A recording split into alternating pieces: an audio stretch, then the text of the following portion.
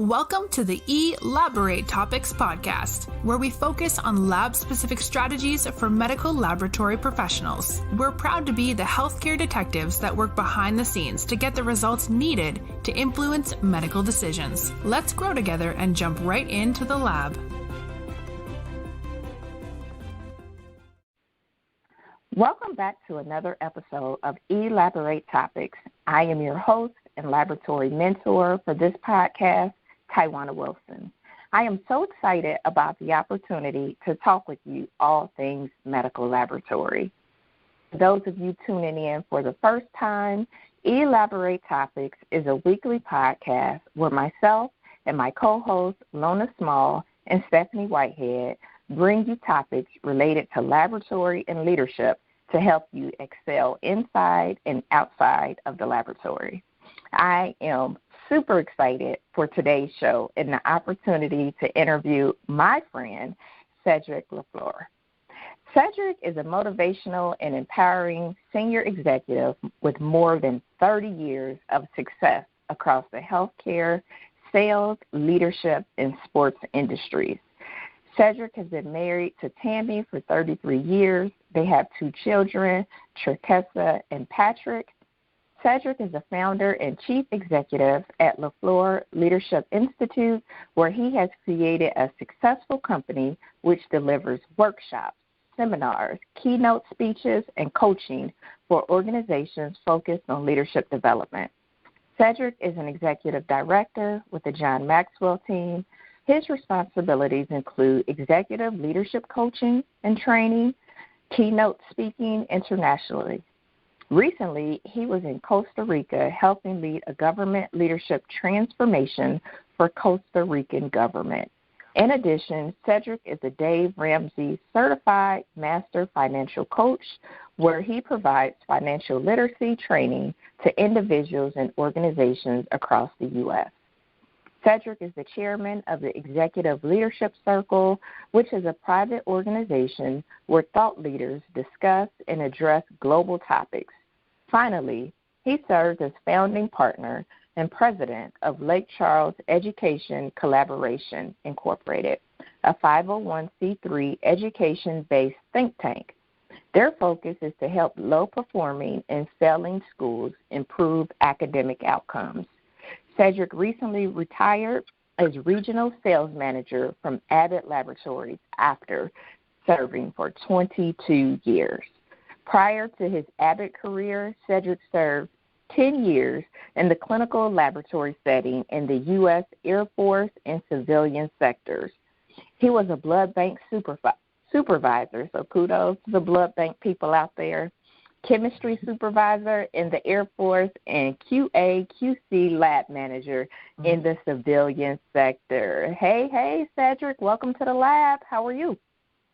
I am always doing great. Well, thank you very much, Tywauna, for having me on. I'm excited about being here today. I am super excited to have you on. I know that you have been able to transcend and be successful inside the laboratory and outside of the laboratory. So let's just jump right in and talk about your laboratory journey and everything that you're doing today. Absolutely. I'm excited about it. So I'm sorry. I was waiting for a question. I'm sorry. So around my lab journey, let me just tell you a little bit about my lab journey. So you said I spent 22 years. 22 years with Abbott Laboratories. But before then, I was in the United States Air Force, and I spent 7.5 years in the U.S. Air Force as a blood bank supervisor and a chemistry supervisor. And before I left the Air Force, I went out into the civilian marketplace to get a job so I could work several years before I got out and worked in Rockledge, Florida at Woolstoff Hospital Lab. And definitely enjoyed my time there, and I promoted up through the ranks and became the laboratory QA/QC manager before I left there. And I definitely enjoyed that time. And then I left Woolstoff and and joined Abbott Laboratories and spent 22 years. I started at Abbott actually as a technical rep on their customer support hotline. So when laboratorians called in about their instruments not working, they was calling and talking to me. And then I eventually promoted on to being a technical rep out in the field, where I'd go into labs to train them on how to use Abbott's equipment. And at one point I promoted into sales. And it was an interesting journey going into sales, because the guy that hired me said, "I'm only hiring you because you have the potential to be a sales rep." And I said, "No, I want to be the best technical rep that Abbott has." That's my lab side coming out, right? Well, until I traveled with a sales rep who didn't have a lab background. And let me tell you what, Tywauna, that day, I'll never forget it. It was a Friday. It was 4 o'clock, and we got out of that lab. I called the district sales manager, and I said, "What are you doing?" He says, "I'm in the office. I'm about to leave for the weekend." I said, "Don't leave." I said, "I need an hour to get back to Houston. I need to talk with you." He said, "Okay, about what?" I said, "I'll tell you when I get there." So I drove to the office, and I said, "Look, if this guy can sell anything, I'll be one of the best reps in Abbott's history." That's exactly what I told him. This guy didn't have a technical background, didn't come from the lab, and he was selling into the lab, and some of the questions he asked the customer didn't make sense. And the customer and I, because I was their technical rep, I told the customer, "Don't worry about it. I got it. We're good." And then from day on, the district manager started laughing, and he goes, I told you you were going to be in sales." And that changed the rest of my career forever. That one moment in time. So then I spent 22 years with Abbott running part of the sales organization and global marketing organization. Wow. And that's interesting that you say that, because the focus for this show is around diverse career opportunities. And so many times laboratorians feel like they are limited to in a hospital laboratory working on first, second, or third shift, and that's all that this profession has to offer. So to hear that you went from the hospital laboratory to being a tech support hotline specialist, definitely know what that is and what that means, and then went to the rep, the technical rep, and then into sales. That right there is just interesting, the way that you were able to maneuver your career. So what risk did you take? So I know that you said you transitioned, but that sounds kind of risky, moving from inside of the lab on the bench, and it sounds like you were very good technically, to now you're out here selling the product. And as lab people, sales kind of scare us sometimes. I know it does. And it scared me at the time, too. I was like, no, I don't want to be a sales guy. No, that's not what I want to do. I'm a science guy. So here's the thing. So there's 3 risks that I really took. And the first one is, my biggest risk was leaving the United States Air Force. Because here's the thing. It's a government job. You're in the Air Force. All you got to do is show up to work every day, and the paycheck is going to come on the 1st and the 15th of the month. Right? I don't even have to think about it. It just automatically deposited into my account. I could have just, and obviously there's all kind of things you do in the military. However, it's not really risky.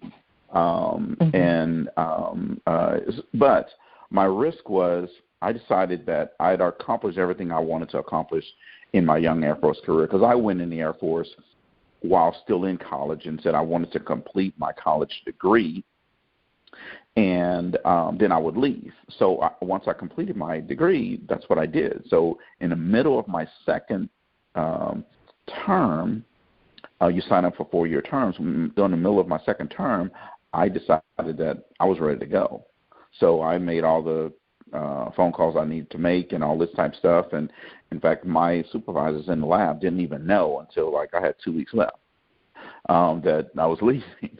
And that's Wow. not the norm in the military. Yes, I was. I was very intentional about what I was doing because I wanted to leave.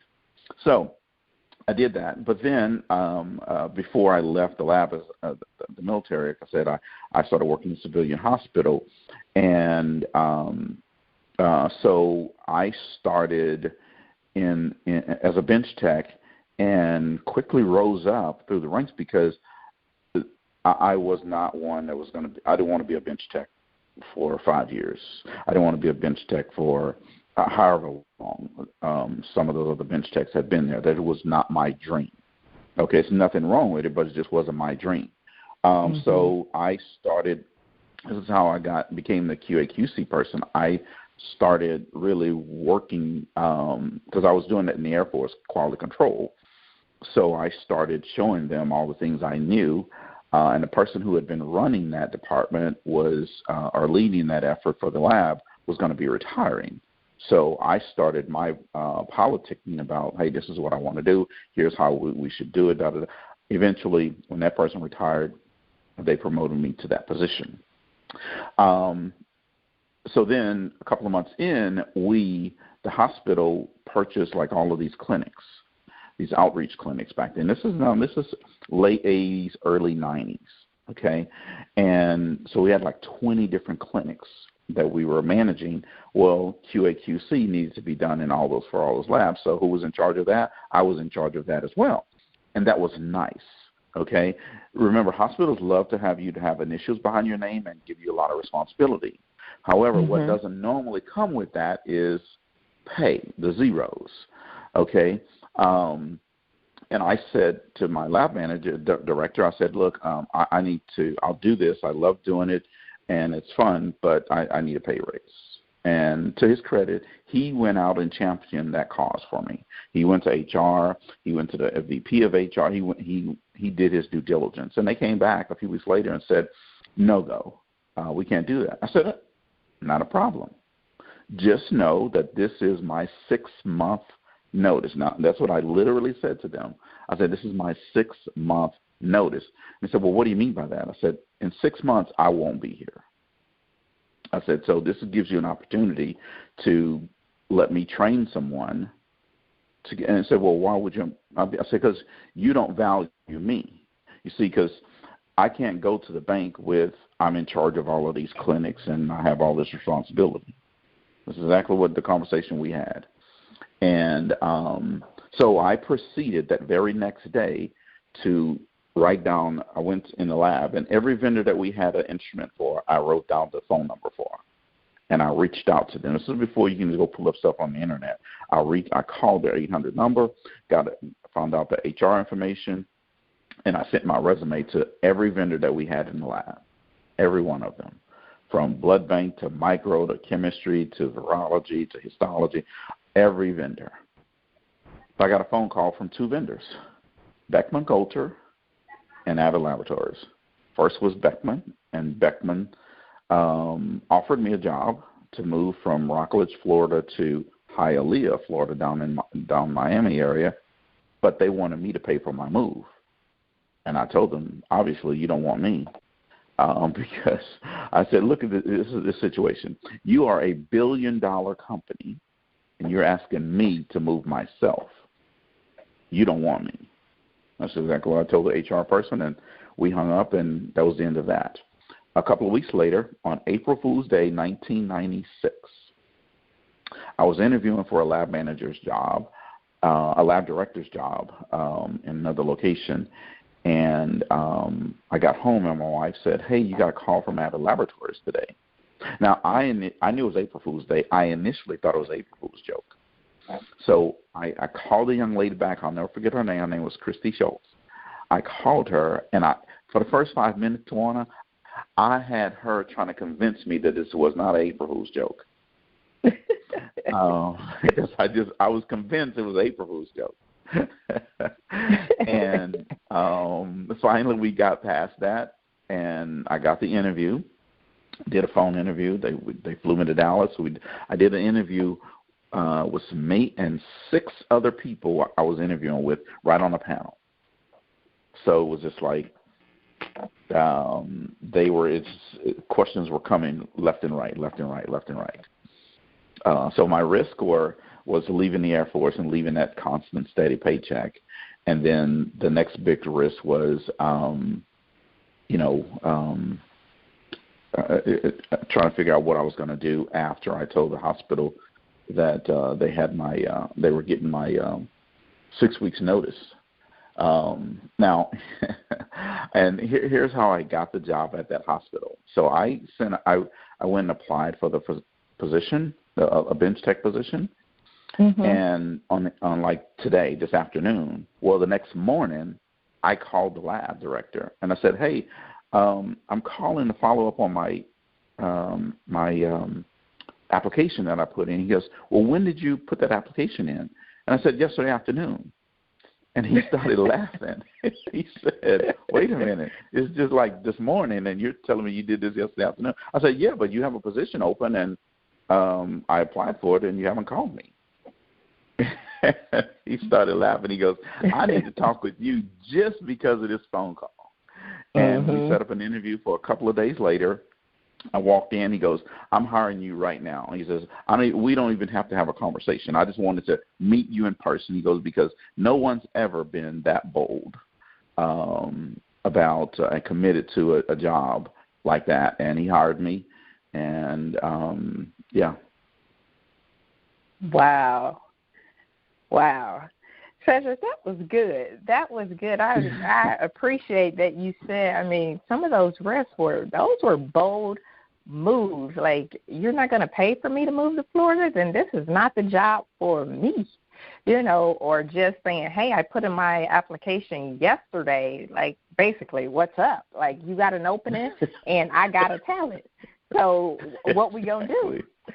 Exactly. And I think that's amazing, because a lot of professionals struggle with that in their careers and really being their own best advocate. And as we know, advocacy starts with you first. So was that difficult to be your own advocate? I know it seems scary and all of that stuff, but was that difficult? Where did you learn those kind of skills from? Yeah, you know what? I think it was youth and inexperience. That's really what I think it was. I really didn't. I didn't give it a lot of thought. I just knew that this is what I want to do. Why can't you see what I want to do and just let me do it? That's how I thought. But it wasn't scary at all. But I never did see myself as a salesperson. But doing that part, asking for what I want, wasn't scary. Saying what I want, knowing what I want, and how I want to do it, that part was easy. I've always been just a natural leader, though, and knowing the direction I want to go in, and then just moving in that direction. Very intentional. I wasn't calling it intentional back then, but I've always just been that type of take charge type person. Mm-hmm. That's good. Even when I was in the Air Force and I got promoted to be blood bank supervisor before people who had been senior in the military, that just doesn't happen. They don't put you in charge over somebody else that outranks you. But it was just because of my leadership intentionality. They just called me in and said, "You're going to be in charge of blood bank." And I was like when? And it's like right now. And I was like, okay. And they said, "Just by the way, we need to get our AABB certification. So you're leading that charge." And I was like, okay. And it just happened. Wow. So I know we talked a little bit about some career opportunities outside of the traditional laboratory, and I think this is important for our lab professionals to hear about some of these other opportunities that might be out there. I can say from personal experience, had it not been for the medical lab professional that I actually did my rotations with, she gave me this priceless, valuable bit of knowledge. She said, with a degree in medical laboratory science, you can do whatever you want to do. You are not limited to the clinical laboratory. You can work for the government. You can work in sales. You can work in industry, pharmaceutical. And that never left me. And I think that was crucial, because while she was telling me that, there were other professionals that were saying, I don't know why you're even going into this field.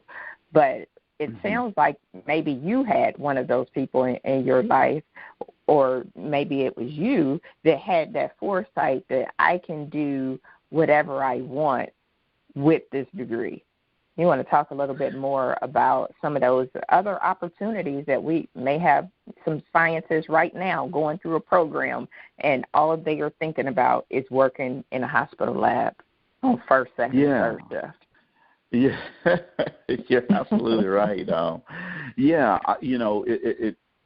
It never was my dream to stay in the lab. I saw myself running a hospital or being in hospital administration. That's really where I saw myself. So the lab was just going to be my avenue in, and then I was going to elevate beyond that. As you know, it's very challenging to move outside the laboratory walls. For whatever reason, it's just difficult. But, hospitals there's some great hospitals and hospital systems in the United States. However, they are very good with loving you, having initials behind your name and giving you responsibility, but not want to give you the same type of respect and things in terms of promotions and in your paychecks. Because at the end of the day, we're all working to get paid, right? And true. I believe in the Deion Sanders methodology, and he says, I love football so much, I'll play it for free if everybody else, including the owners, are in here for free. He goes, but since they are not, then pay me my money. Well, it's the same thing, my philosophy in the clinical laboratory and in the hospital setting. I love it so much, I'll do it for free if everybody else is going to do that. And I'll do it for no promotions and no pay increases if everybody else is going to do that. Well, but everybody's not doing that. So then give me the same respect, right? So I have a degree. In some cases, advanced degrees. I understand the hospital environment, so pay me just like you pay doctors and nurses and radiologists and all this type of stuff. They just don't value the lab as much. So, and that's okay. That is what it is. There are other avenues and venues to help you be able to move in that direction. One is, obviously, you can be in the sales for a pharmaceutical or diagnostic company. But you also have these technical roles, technical customer support, technical product development, technical writing. See, technical writing is about writing the package inserts. See, there's a whole department that does that. And in some cases, you have some professional technical writers, but you also have some clinical laboratorians that work for these diagnostic companies that are in technical writing, understanding the package insert, what needs to be in there, and putting it all together, understanding the language. You have chemistry specialists, hematology specialists, technical R&D. So these companies have R&D departments, right? And within their R&D department, they're making clinical laboratory equipment. Guess what they have? They have clinical labs. Now, they're not necessarily reporting out patient results, and they never hear the word stats, but they are putting out results because they have to run samples on those analyzers so that they can get the data to submit to the FDA for approval. You see, so as a clinical laboratorian, you would be doing the exact same thing. You just don't have to hear the word stat. And who would love to not have to worry about hearing the word stat anymore? That is true. That is true. That's interesting that you said that, because I've taken a technical writing class, but I did not think about the technical writing being a profession or being an option. I did know that you could be a medical laboratory professional and work at the zoo or with animals or even on a cruise ship, which is, people don't even think about that. But that's a good one, the technical writing industry. That's awesome. Yeah. So when you think about the medical lab profession and it has all of these options, why do you think people are leaving? Like, why are they leaving the industry if there's all these options? Well, what they're doing is they're leaving the hospital setting. They're just going out to corporate America. In some cases, people they may leave the entire industry altogether because they don't understand what their options are. Because obviously in the hospital, they're not training people and teaching them, well, you have alternatives to working in the lab. Your alternatives are go work for these other companies. That's not some lunch and learn that they provide to the lab during lab week, right? So most people don't know what's there. But the number one reason people are leaving is because of pay, right? And the next reason is because of parity with other people within the hospital setting. What's the difference between a pharmacy tech and a laboratorian? What's the difference between a respiratory therapy tech and a medical laboratory technologist? What's the difference between, in dental or all these other areas that's within the hospital, right? All of them have bachelor's degrees. Some have, advanced degrees and all that type of stuff. All of them have certifications. So why is it there's this disparity in the laboratory? We know that 70% of medical decisions are made with laboratory tests, right? We know that in ER settings, about 41% of those ER visits need some type of lab result. If you look at cardiology and oncology, about 75% of those decisions are made with at least one laboratory test. When you talk about general med, same thing, 38%. Family medicine, about 30%. Primary care, about 30%, a little over 30% actually. So every time someone walks in a hospital, more than likely they're going to need to have some type of laboratory test before they get out of that hospital so that the doctor can help them. So why are laboratorians not respected more and respected in terms of pay? That's really what it all boils down to. I mean, people can say, yes, we love laboratories, we respect laboratorians and all that type of stuff. That is nice, but nobody can go to the bank with that. Sure can't. That is the truth. Wells Fargo, Bank of America, Capital One, they're not going to say, oh, Tywauna, you have just such a great job in the laboratory. You're the director of this and you're over this. Yeah, we're going to give you your interest rate on that. And you know what? No, they're not going to do that. But that's why people are leaving. One is for pay. The other one is for parity. And then three, I would say people just don't understand what all their options are. But that part is not on the hospital. That part is on the laboratorian. Because you see, laboratorians are scientists by nature, and scientists by nature are not necessarily the most expressive in terms of talking and networking and being extroverted.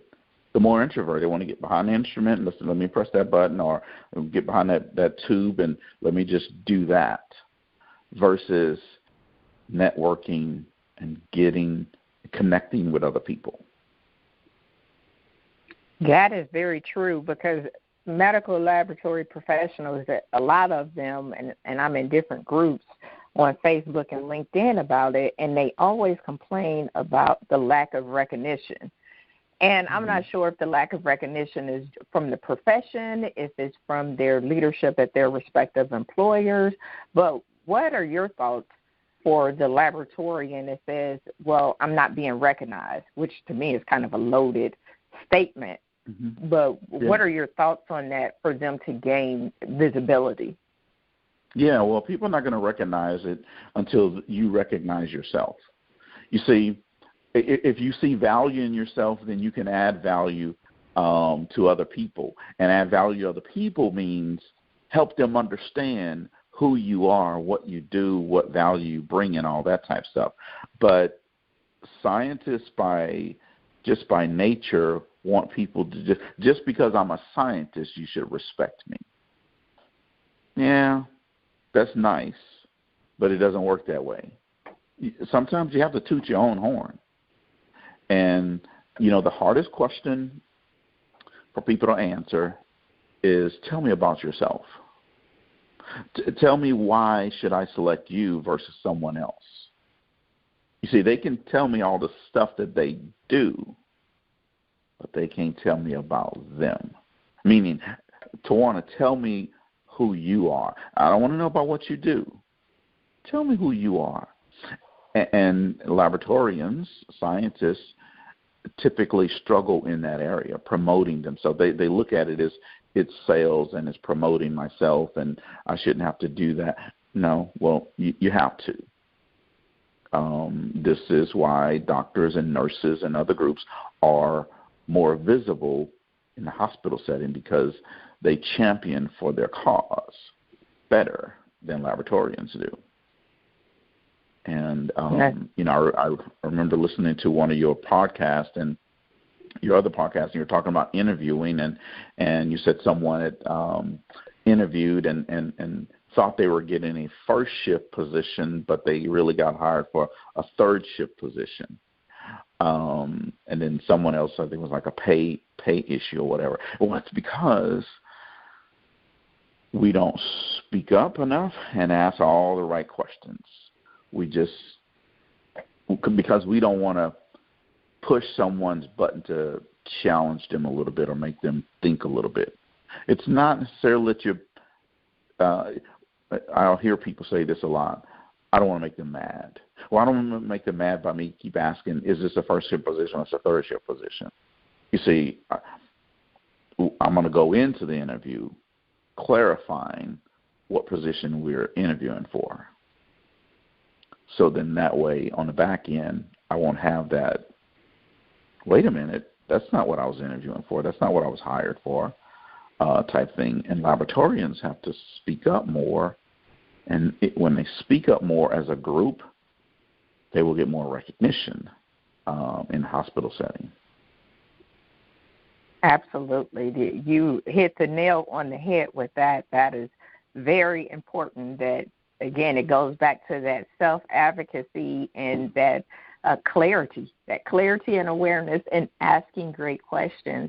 So I know our laboratory professionals, they're thinking, what can I do to prepare myself for either advanced leadership roles or opportunities outside of the lab? What would you say for that, especially for that person is not really an advocate for themselves, and they're like, if I had to start developing something right now, what do I need to do so that I can be able to move up or move out? Yeah, well, the first thing that they need to do is develop themselves for whatever type position it is that they want. So you can't give what you don't have, right? Growth has to be intentional. In other words, you got to start reading books. You got to take courses on leadership. See, just because you're a great bench tech doesn't mean you're going to be a great leader of people. See, and it doesn't mean that you're able to inspire other laboratorians to follow you. So you have to grow yourself, right? See, the next thing that you have to let people know that you want other opportunities, that you're looking for opportunities to lead.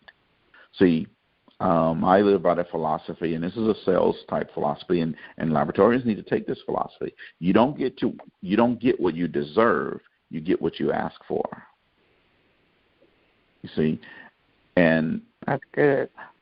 I don't know what Tywauna wants unless Tywauna tells me, right? I can think Tywauna might want a leadership position, but I don't know that 100% until Tywauna tells me, yes, I want a leadership position, or I want to do this, or I'm interested in whatever that is.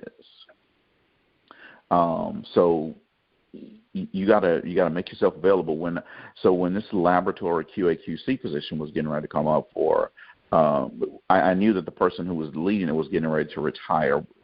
In the next year, she was going to retire. So I knew that I wanted to do that. I wanted that position.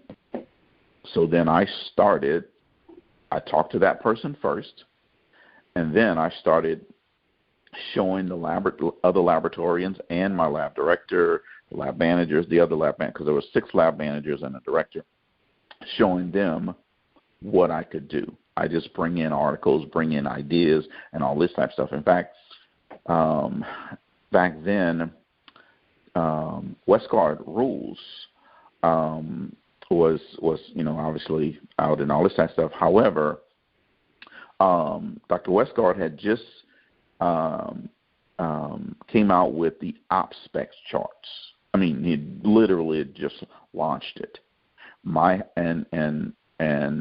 was reading about it because I'd gone to a seminar by David Plout and learned about it. I said, I'm going to bring this to the hospital. This will be a great initiative. So I went back the next week, and I paid for the material myself, meaning the books, and I brought it to lab director, and I said, hey, we need to work on implementing this in our system, these OpSpec charts. And he says, okay, we'll look into it. And so I did. I reached out to Dr. Westgard's group, and they worked with us to bring this in and start implementing this in our lab.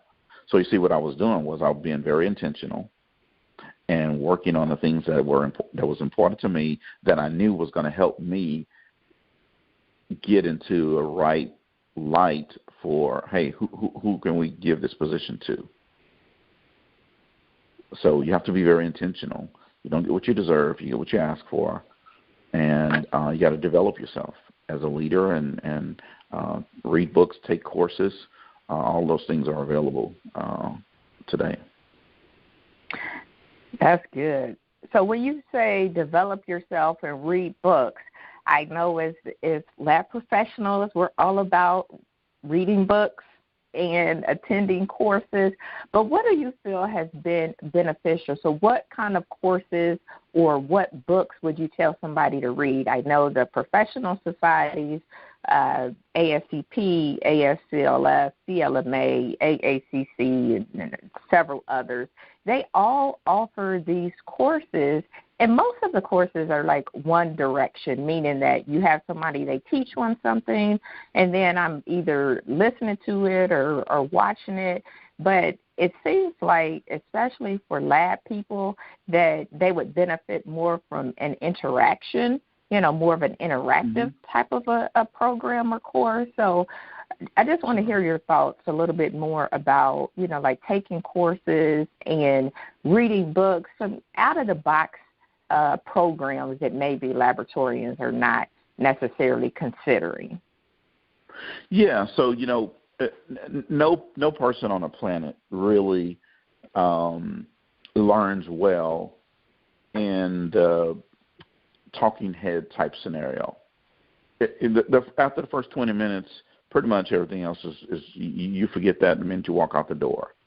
You learn, but you retain more in interactive type settings where you're able to have conversation and dialogue versus just someone presenting information to you. And even with the professional societies, they mainly are putting on things that have to do with just the laboratory, right? It's not necessarily, you got to move beyond that, right?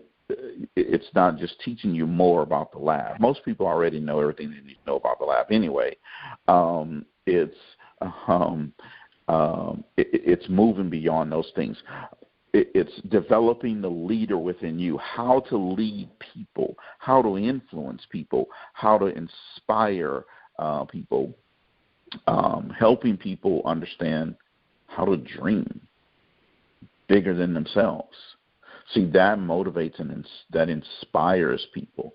So, yeah, they need to look for interactive type of programs, and there are a lot of them out there. I do some. I know that you have some interactive type of programs, and some of the gurus that are out there, John Maxwell, Jim Rome, Zig Ziglar, they all have these programs that are out there that help you move more into the leadership space. Because at the end of, if you get outside of the hospital lab in terms of leadership position, and let's say you're in the hospital still, they're not going to be asking you about, what's the person's CBC results were, and did the H&H match up, and was there electrolytes imbalance? They're going to be asking you that. They're going to be asking you questions around leadership. So this person is not performing. So what do we need to do to help get this person engaged? So how do we handle this situation? How do we handle these crucial conversations, risk management type stuff? So you have to develop yourself in those areas. But I agree with you. I mean, interaction is definitely more important than going to a seminar and a talking head. So there are a lot of webinars, online webinars, where you can go that are interactive and engaging, that help you better understand leadership and developing the leader within you.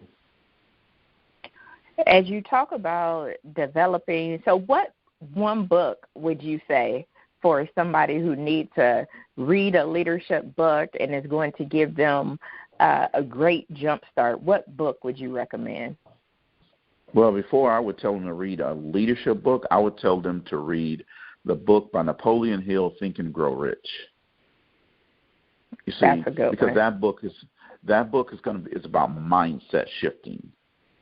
You see, and when you shift your mindset, then everything else, you're open up to everything else.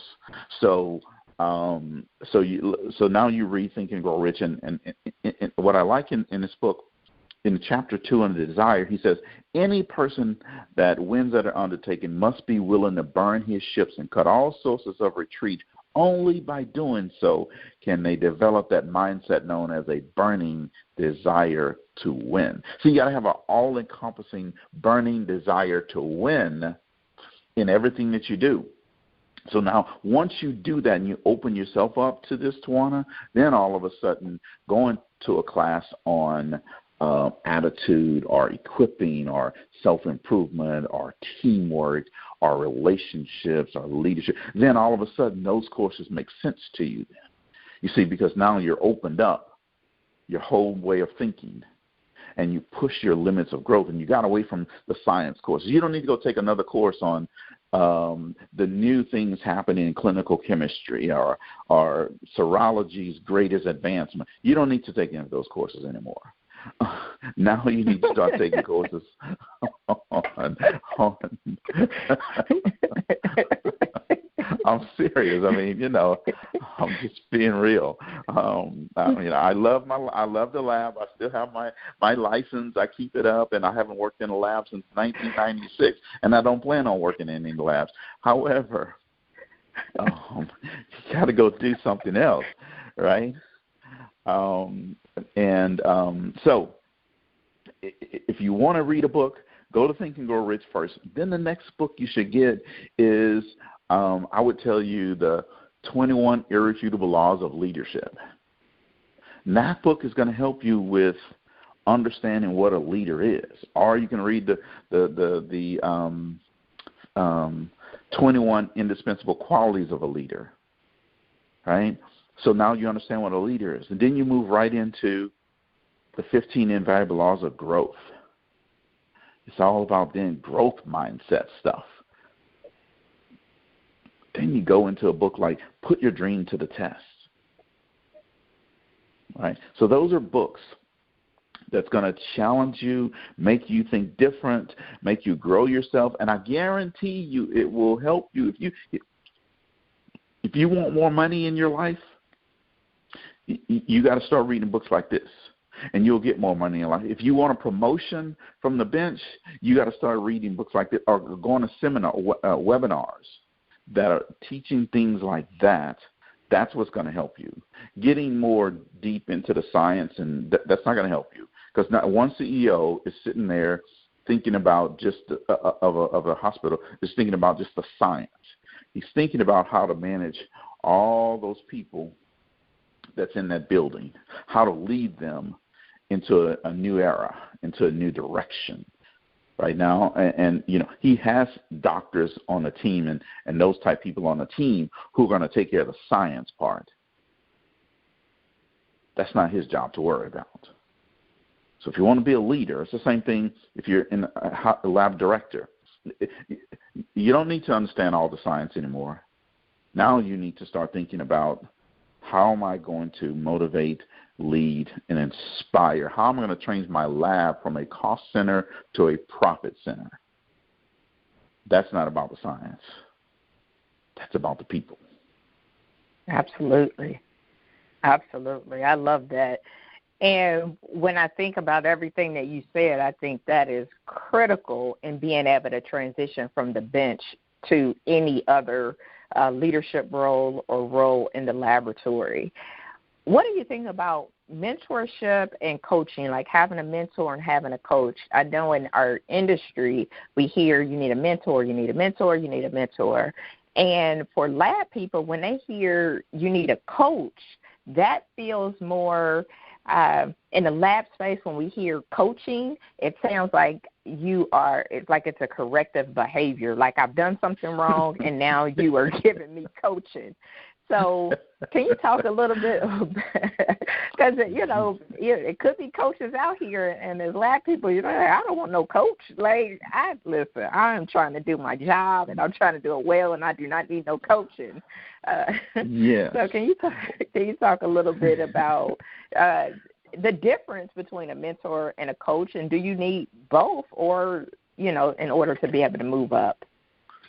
Sure, yeah, and they both can help you. A mentor can be a coach, or a coach can be your mentor, right? They all have a different function, but at the end of the day, what they're designed to do is to help you go from level 1 to level 2 to level 3 to level 4 and level 5.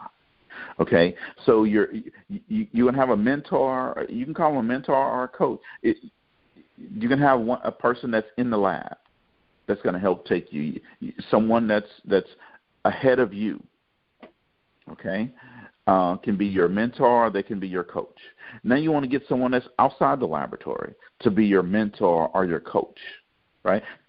Again, you want someone that's ahead of you, that's running ahead of you, to be on your side so that you can bounce ideas off of, see where you're may need to do a course correct or make some changes.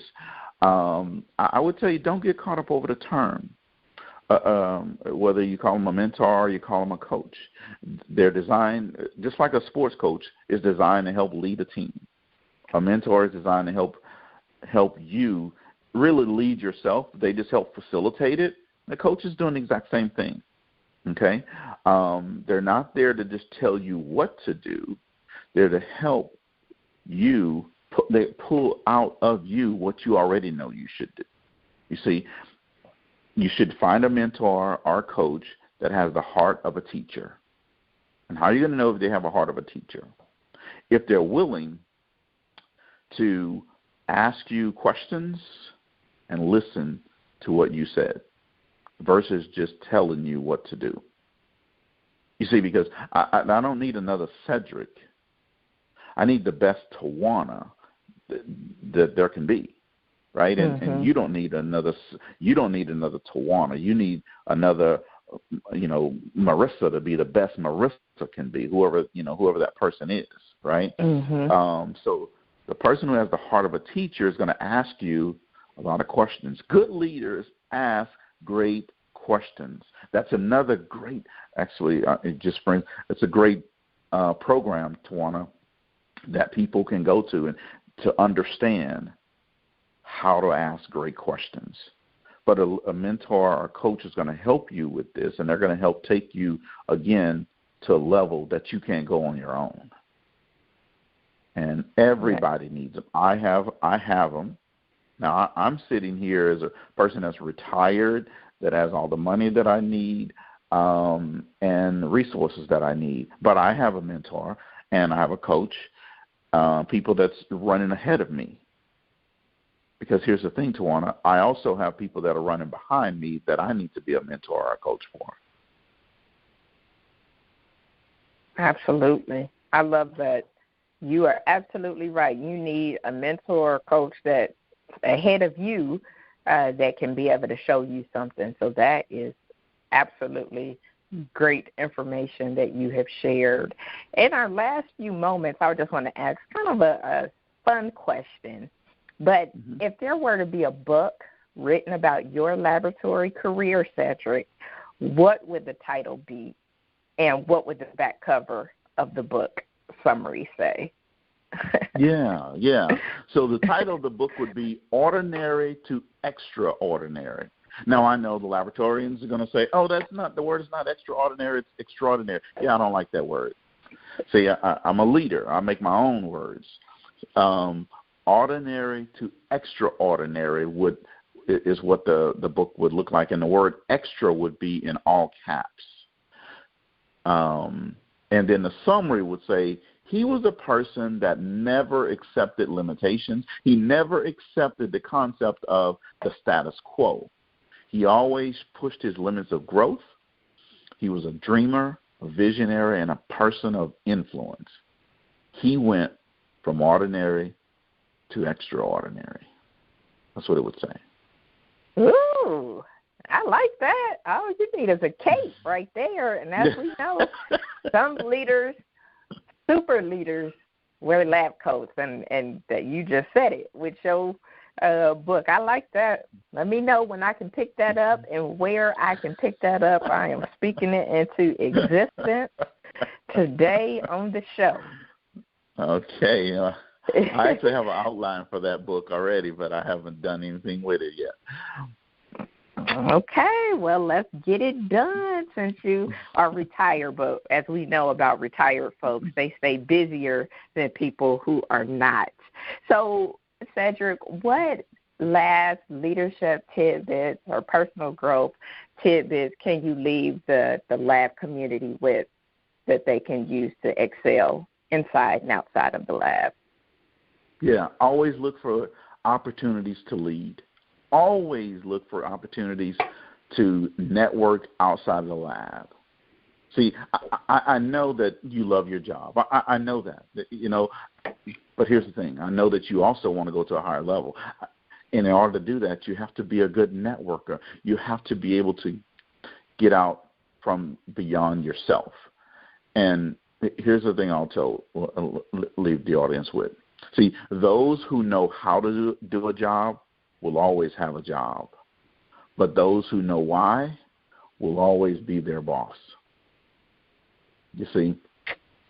So you got to get beyond yourself and look for opportunities to understand the why now. You already know the how. You know how to do the lab. You forgot more about laboratory than most people will ever know. You don't need to know more of that. Now it's starting to build yourself, and you got to start being able to build yourself. And I love what John Maxwell says. He says leadership is influence, nothing more, nothing less. So become a better person of influence. Absolutely. Well, Cedrick, that was awesome. As always, I expected nothing less from you. So how can our listeners stay connected with you and follow you and maybe get into some of your programs for people that's ready to go to the next level?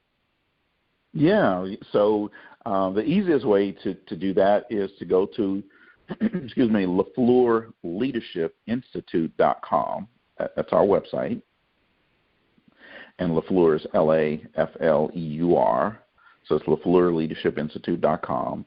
The next way is to friend me on Facebook. We have our LaFleur Leadership Facebook page, but on my personal page, because I'm about leadership development and helping people grow and become bigger and better than themselves. And so just look me up on Facebook, Cedrick, Cedrick LaFleur on Facebook. Friend me, and you'll see all the stuff that we're doing and different programs that we offer. In fact, right now, we are offering the 5 essentials of Think and Grow Rich. So if you want to get into a Think and Grow Rich webinar right now, you have the opportunity, and I can send out the link if you need me to. But it's the 5 essentials of Think and Grow Rich, and then the other one is the 21 indispensable qualities of a leader. Right now, we're signing up people for January for both of those programs, and we can get you the link for that if you want. But reach out on my Facebook page or on my website, and we can get you engaged and signed up and get you taking your laboratory career from step 1 to step 5. Awesome. I love that. And yes, I will include that link for our listeners so that they can sign up. So thank you so much, Cedrick, for taking the time out of your schedule today to let me interview you and share those nuggets with the laboratory community.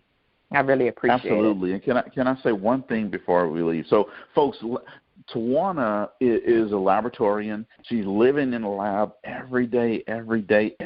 But she's also a person of influence. She's also a person who is in the leadership development space in Tywauna. If you know Tywauna and you're looking to grow yourself and you're looking to do something different,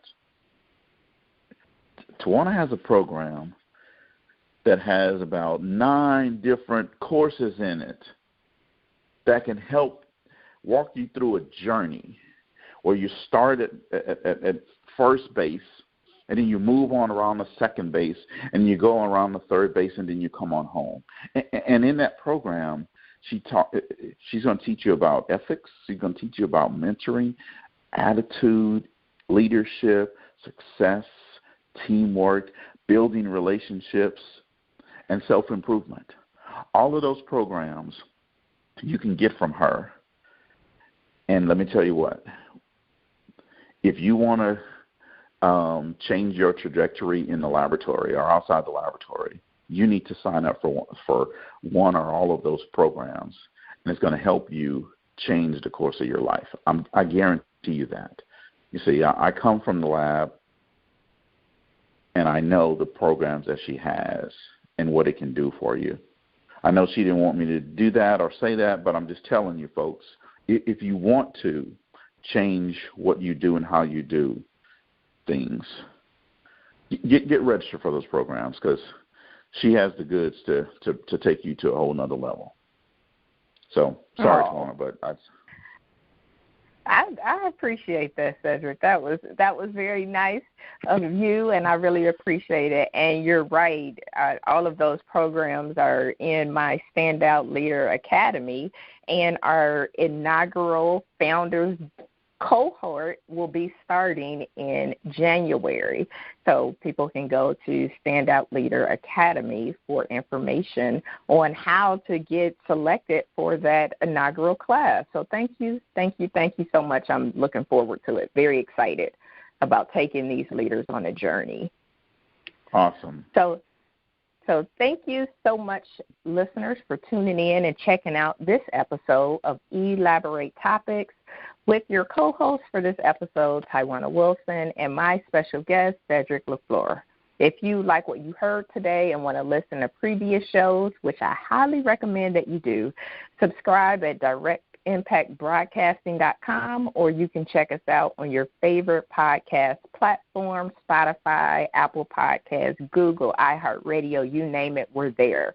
Remember to send us an email at elaboratetopics@directimpactbroadcasting.com if you want to learn more about the show, or if you want to be on the show, be a guest, you can send us an email, or you can fill out the application at directimpactbroadcasting.com. So please tune in next week to hear from another amazing leader on another awesome episode. Until then, have an amazing day.